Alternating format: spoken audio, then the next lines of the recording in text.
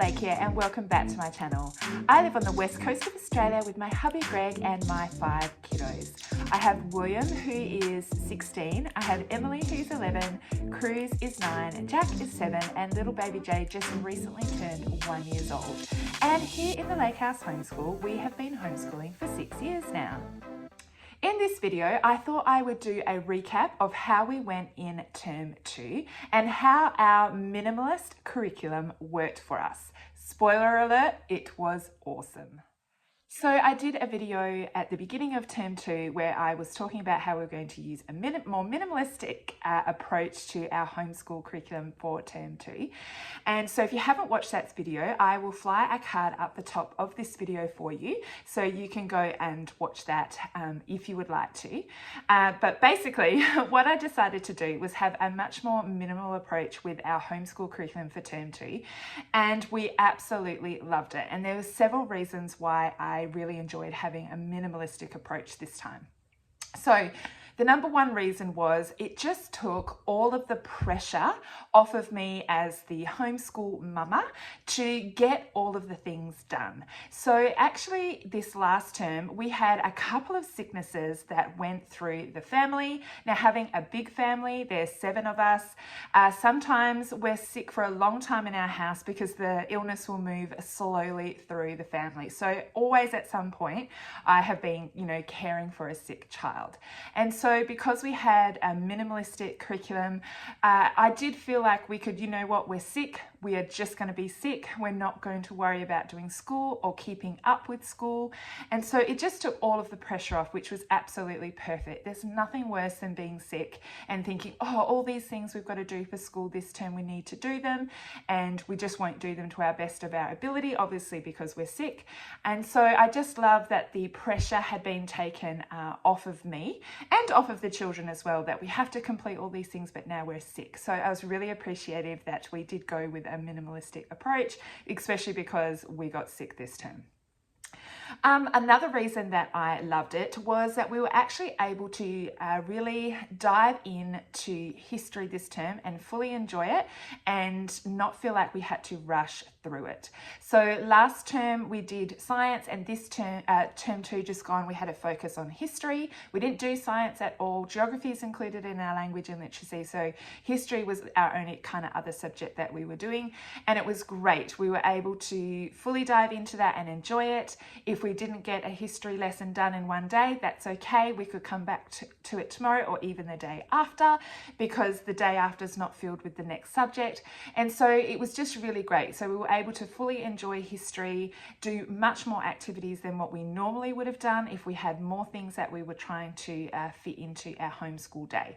So that was another reason that I really enjoyed this minimalistic approach. We were actually able to enjoy the subject we were studying. And the third reason that I really enjoyed it was it actually freed my children up to then be able to pursue things that they are interested in. For example, my daughter, she is right into learning gymnastics, and she also wanted to teach herself how to play the ukulele. So she had plenty of time in her homeschool day to fit in doing those things because we weren't kind of moving on to the next subject. So she'd get all her schoolwork done, and then her afternoons are free every day to pursue gymnastics. And so she was watching videos on technique and stretching, how to take care of your body. She spent hours outside perfecting the skill that she was working on. Same with ukulele. She was able to, look up videos on YouTube, learn the chords, practice the songs. And so, yeah, I just love that she was able to do that. She got all of her lessons done and then had plenty of time left over in her week to get to the things that she was really interested in. So she's not kind of sitting around doing nothing or saying that I'm bored. It actually freed her up to go, oh, I want to do these things, and then she would go off and do those things. And craft as well, there was lots of crafting happening. And so I just loved that the more minimalistic approach opened our time up, and then the children were actually choosing educational things to pursue anyway in that time, which is excellent. All right, so let's have a look at the things that we actually used for term 2 and what we actually thought about them. So what we used for sorry, I've got a pile of books here I'm just flicking through. What we used for language and literacy is the Good and the Beautiful Language Arts program. Now, my 3 kiddos, so I've got 4 children who are homeschooling, one's a baby. My oldest son is in grade 10 and he is actually working through EUKA online, and I have a video for that online program. If you're interested in looking at that, I'll fly a card up the top here and pop a link in the description box down below.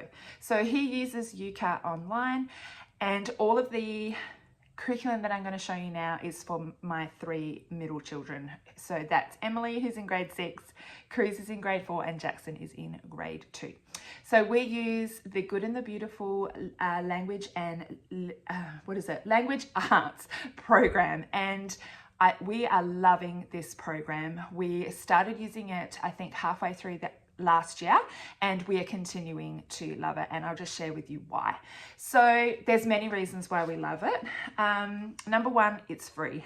So here in Australia, to pay, you can buy this curriculum and they will ship it to you, but here in Australia, obviously that is uber expensive, and so they offer free PDF downloads of their curriculum, and you can simply download the level that your child is on, print at home and bind it yourself. And so that is what I have done. They have an online placement test that each of my children took, and I was able to put them into the right level, downloaded the level that they were on. I print my curriculum at home. We have an Epson EcoTank printer, which is excellent. Highly recommend one of those. Because I know to get this printed, say at Officeworks, it's really expensive, and you might as well pay for it to come to America. So that's what printer I use.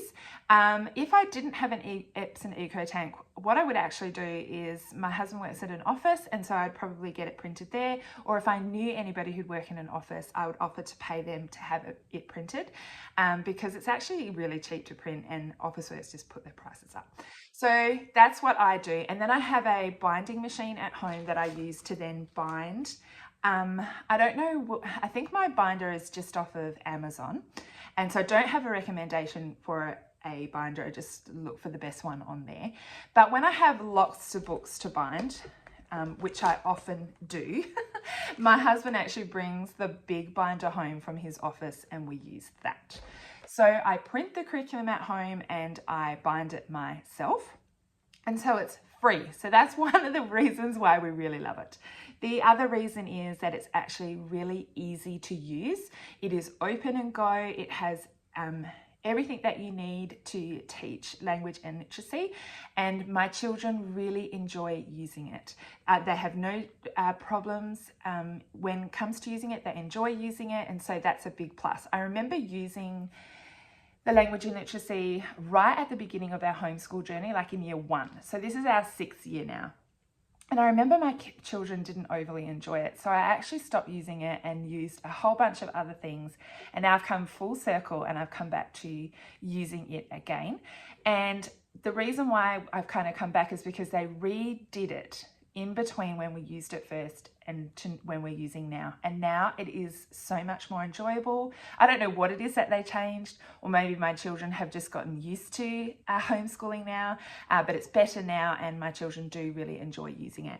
And another reason I like using it, it is cross-curricular. So not only is it teaching language and literacy, which is reading, writing, spelling, punctuation, all of those kind of things, it has got geography in there as well, and art appreciation. And so I don't have to add in any extra geography or anything like that for my kids, because it's actually included in their language and literacy. So I love it when things are cross-curricular. That just really helps with the whole minimalism thing. And so when you download the level, it has everything that you need to teach language and literacy. So for my daughter, who's in, what level is she doing? She is doing level 4. They came with several different books that I needed to print off. And so this is goes this way. This is the main course book or workbook, that we work through. And then she has a spelling and writing workshop book that goes along with that as well. And then there's a reader that has stories in that she reads aloud to me from. And then it's got a world biographies reader as well. This is something extra. This isn't, my other boys don't have this one. Each level is slightly different.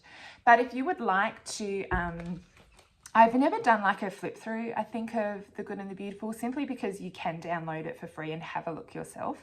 So I will pop a link in the description box down below to where you can print them off for free. And if you want to have a look, you just simply download the levels and you can have a look for yourself. But that is what we've been using for language and literacy. We love it. We will continue to use it, and we also use it to teach geography and art as well. And I will show you what else we kind of throw in. We throw a little bit more art in, but it's awesome. Cross-curricular, love it. Now for maths, we use an online program which is called mathsonline.com.au. We have been using this maths program from the beginning of our homeschool journey. All of my children use it, and we absolutely love it. It is easy to use. It is aligned with the Australian curriculum. And so you simply hop on, watch the little videos and complete the lesson questions, activities that go along with that video. And there you go. Now, sometimes my children do need help understanding the little videos. And so sometimes they can sit on their own, work through the activities, and they're fine. And sometimes I do need to sit with them and just help solidify what they've learned, go through it with them, and then help them with their questions. But most of the time they can do it independently.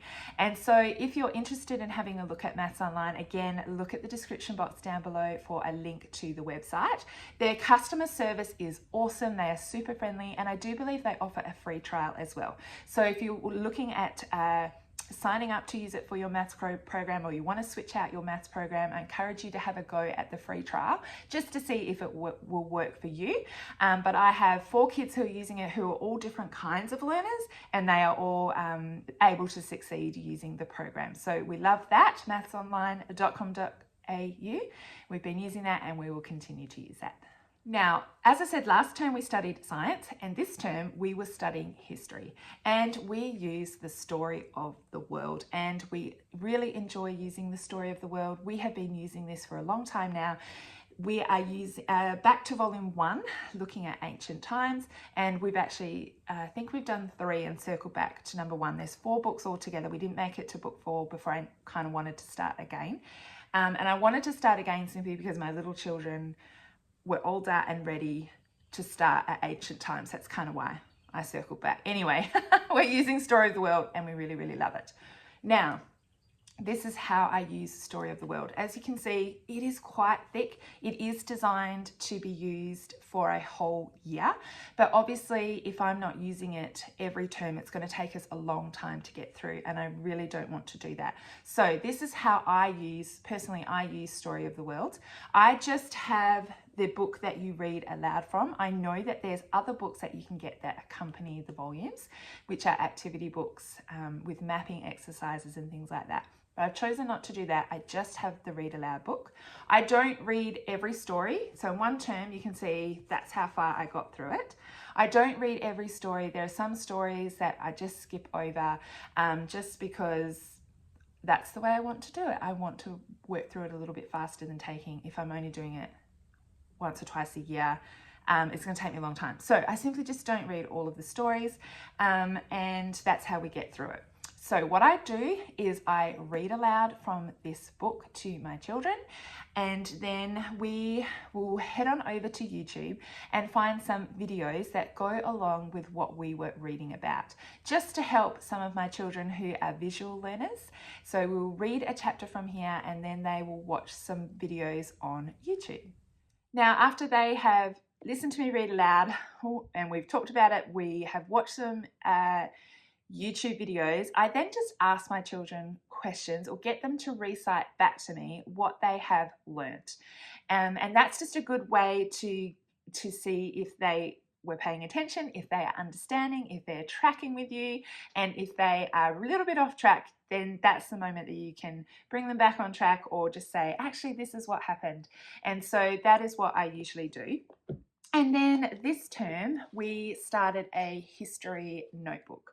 So we would read aloud, we would watch videos, we would get the kids to tell me what they have learned or recite back to me what they have learned, and then we would do some notebooking pages. And so all I did was I bought a notebook for each of my children. This is just one of the like blank sketchbooks, which is just from Kmart Australia because they're very inexpensive there. And we would do some notebooking pages to go along with our lessons. So what I will do is I'll give you a look inside this history notebook. All right, so as I said, I just grabbed a sketchbook from Kmart for each of my children to use.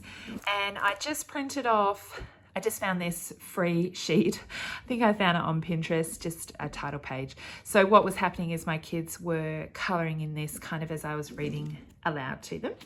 And we just did notebooking activities. And so we're just kind of going in order. And basically, you know what, I'm not very organised. And so I haven't pre-planned these activities. What would happen is I'd read the book aloud to the children, and then I would hop on YouTube and find some videos that were going along with what we were reading in the moment, not pre-planned. And then while the kids are watching the video, I just jump onto my computer to find an activity that could possibly go along with it, or kind of make up an activity in my mind. And so that's just how I work. It's easy that way and it works for me, so that's what I do. And so the notebooking activities are all different, and my children are basically doing the same activity. It's just a little bit different the older they are or the younger they are. So for example, this is looking at first nomads, and my children just drew some pictures. So, you know, there's food here. This is a drawing of food, where they would get their food from. This is the shelter, a campfire, and possibly what they would look like. And then my children use the computer to write about what they learnt about first nomads. So this is my daughter who's in grade 6. My son, who is in grade 2, he would perhaps draw the pictures and then recount to me the information, and I would write it down for him. So they're doing the same activity, it's just kind of altered for their age or their level that they're working at. I grabbed this, found this activity online, just a free mapping activity that I printed off, and then we have painted this and done that. So all of my children were able to do that. Emily could do it on her own, but Jackson, who's in grade 2, he might need some help. This one here, they're using Canva, the online program, and we're grabbing all of the symbols from ancient Egypt and creating that. So all of my children did that, and this page will look a little bit different for each child. And then they were writing about ancient Egypt and the things that they had learnt. So my son, who's in grade 2, would just write a little bit, but Emily, who's older, is writing much more. Again, just another mapping activity that I happened to find online. This one, Mesopotamian inventions. She's just drawn a light bulb and drawn all the inventions in there and labeled them. Again, Jackson did the same activity. He drew the pictures, but I just wrote the labels for him. Again, Abraham's promise from God. She copied out, just did some copy work. She copied out some Bible verses and popped the pictures in order that we grabbed offline, and we just did an art piece. Now, what I usually do is, as I talked about before, art and art appreciation is included in their language and literacy program, and then I always include it into the other subject that we're doing. So for example, we're doing history, so we will find some opportunities to do some art pieces that will go along with our history lesson, or if we were doing science, same thing, we would do some art to go along with that. This is geography too, doing maps and things like that. So I do include geography and art in the other subjects. I love cross-curricular things. This was mapping out the story in pictures for Joseph, and she was able to write what was happening underneath the pictures. And this is ancient China. Again, she's just created a picture and then done some writing. This is the Silk Road. So this activity I found free online. My younger boys didn't do this one, just my older daughter. And this is ancient Egypt. She was just writing out all the things that she remembered. Sorry, not ancient Egypt, this is King Tut.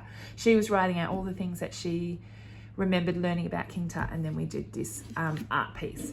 And so this is what we do for our notebooking pages. Sometimes they're printouts that I've found online, sometimes it's just drawing pictures and writing about what we have learnt, but this is how we have set out our history notebook.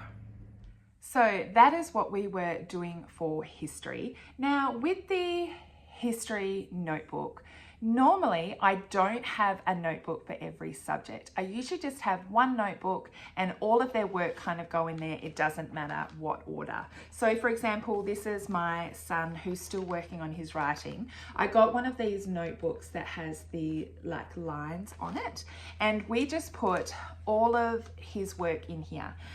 Except for art, because art is often done on some art paper. So I have all of their art kind of stored in a file. But if he's doing spelling, it will go in here. And if he is doing geography, which we were doing at the beginning of the year, that goes in there. What else has he got in here? Writing, anything that he needs to write down or any extra sheets that we have done, just go into the one notebook. I don't care if it's out of order. I don't keep it in sections. It's just go to the next blank page.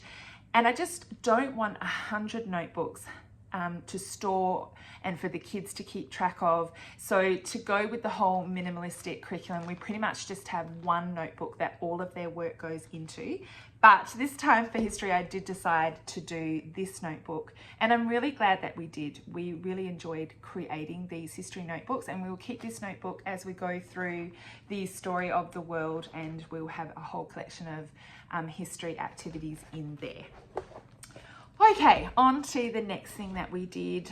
We are studying German here in our house.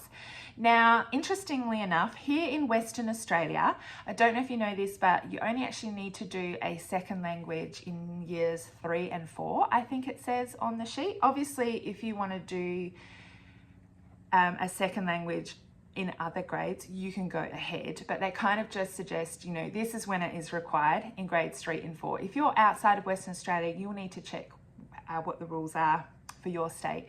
But I know here in Western Australia, actually only required to do a second language in year, I don't know if I said term, in year 3 and year 4. So my daughter is in grade 6. She has been doing German for a few years now.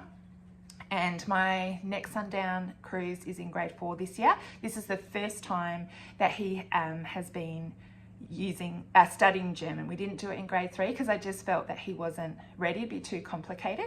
And my moderator said that was fine. So we're giving it a go this year. Now, the reason we chose German is because I have a little bit of experience with speaking German because I studied it in high school, and also we have German friends which can help me out with anything. They speak German, and so we're exposed to the German language in that way. I do find it would be really hard to teach a second language if you didn't have any experience. So we were using these books which I picked up from Amazon, which is Be German. I've done a flip through of these books on my channel, so I'll fly a card up the top for you and put a link in the description box down below. Now, Cruz, I said, is in grade 4 and he's a beginning German, and so this is volume 1.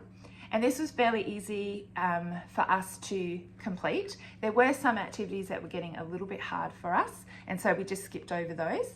My daughter was doing level 3, and that was getting a little bit too hard for us. So they do have YouTube videos that go along with some of the activities, so it was helpful to jump onto the YouTube so that you could hear like pronunciation. But my daughter was also using Duolingo, which is a free language program online. I'll leave a link in the description box down below. She really enjoyed that. That was much more helpful. But again, she's, you know, a little bit further along than my son in German. So it didn't work for him, but it did work for her. So we were using this term and using Duolingo. We did enjoy this, but you do need to have some German experience to use this. And so we were just doing this once a week, but we did enjoy that.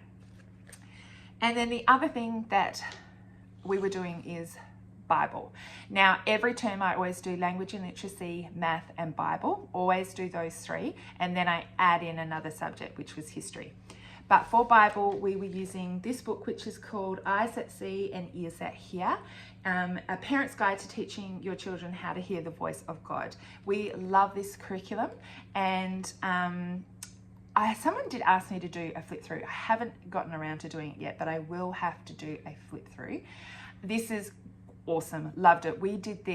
I did this with all of my children. So my high schooler joined in on doing this as well, and we would do this, the activities from this book once a week.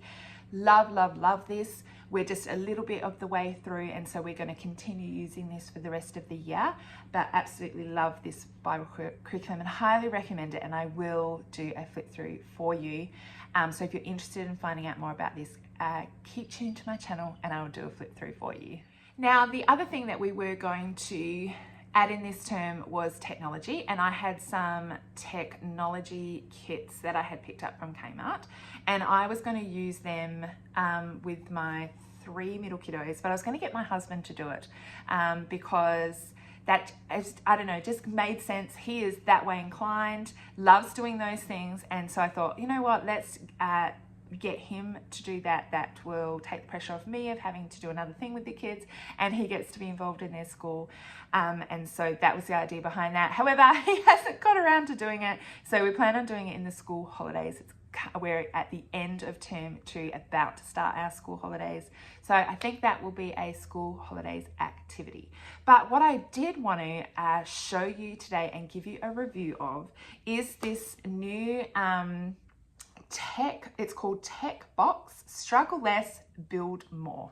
And this is like a STEM kit subscription from TechBox that they sent to me in the mail, and these are excellent. So what it is, it's a subscription program, and it's for children who are older, so children who are 12 plus. They've kind of aged out of those younger technology subscriptions that are around. Then this box is perfect for the older children. So you just sign up, you head to I'll put their website in the description box down below. You head on over to their website and you can sign up for a subscription, and these tech boxes just get sent to you in the mail, and in the box they have everything that you need to complete the activity. Now what you just do is you head on over to their website. There is a little scan there that you can scan, and it'll take you to the instructions. Now they are video instructions, and they are awesome. Sometimes reading instructions can be really difficult. I know with the ones from Kmart, you read through these instructions, and the instructions were so long and so complicated that I'm like, no, I'm going to get my husband to do this. So I love how TechBox uses videos, and it's really easy to follow along with the videos and put the kit together. They are excellent. So my son, who is in grade 10, he completed this activity on his own, and he really enjoyed it. It is awesome. So if you are interested in using TechBox and having a look at their subscriptions, make sure you check out the description box down below. I will put a link down there for you, and you can go and check them out for yourself. Now, there was just one more thing that I added in to term 2 that I didn't talk about when I was doing that video about talking about all the things that we were going to use for term 2. Now, what I usually do this at the beginning of the year, but pretty much I do it each term, is I use this document, which is from Teachers Pay Teachers, from the page I think is called Whispering Waters. And what she has done is she's taken the Australian curriculum and she's put it into user-friendly language, and she's done it for each grade and all of the learning areas. So what I tend to do is each term I head on over to that document and I pull up the grade that my children is in. So for example, my daughter is in grade 6, and I pulled up her grade and just went through everything to double check, is there anything that I need to add in specifically for her who for her. What does she need to learn? What does she need to study now that she's in grade 6? And in particular, I was looking at the history section because that's what we were doing this term. And so when I looked on there, it did say that she needs to study Federation. And so what I simply did was I needed to add in some activities just purely for her to learn about the Federation of Australia. So I just headed on over again to Teachers Pay Teachers and looked up for some activities that I could purchase that she could use to learn about Federation. And so I found a couple of activities. We were able to complete those. We watched some YouTube videos and did the notebooking activities. So this is Emily's notebook that she keeps all of her things in. This is just one of the lined notebooks from Kmart. She doesn't need one of those dotted third books. It's just a normal notebook. And I was able to work with her on Federation. So you can just see here, I've just got some Federation worksheets that I got from Teachers Pay Teachers. And she was doing also, hard to show you, she was doing a timeline activity as well that I got off of there. Another thing that you can do is actually just hit up the internet. I often use Pinterest, and so to try and find a free activity, I will just, put in, Federation of Australia free activities and see if I could find anything online. I couldn't find anything that was free online, so that's why I headed over to Teachers Pay Teachers. But another idea is I could have just got a book out of the library that we could have read together. And then come up with my own activities, but just for ease sake, I did grab those. Activity sheets from Teachers Pay Teachers. Now, that document that I was talking about that simplifies the Australian curriculum, I've been using that for years and I love it. I will pop a link to that document in the description box down below if you would like to check that document out as well. I know that document is old. They have had a curriculum upgrade since, or a rewrite or review since she published those, but I still use them. I still think they're fine. I think in her comment section it did say that she was possibly going to be updating it and coming out with that soon, but I don't know when that's coming. So I have the old one and it's fine. I just continue to use that one. Okay, so there's a look at how our minimalistic curriculum went for term 2. As I said, absolutely loved it. And moving forward, we're just going to continue with this flow of having more of a minimalistic curriculum. So as I said, we're in school holidays at the moment. We're going to be moving into term 3 in a couple of weeks. And so I will do another video showing you what we're going to be using in term 3 for our minimalistic curriculum. I hope you enjoyed today's video. If you have any questions at all, make sure you leave a comment and I will get back to you. And again, check out that description box. It will have links to all of the things that I was talking about, and to my Instagram account if you wanted to follow me over there, and to some more videos that you might be interested in watching. Thank you so much for watching my video today, and I will see you next time. Bye.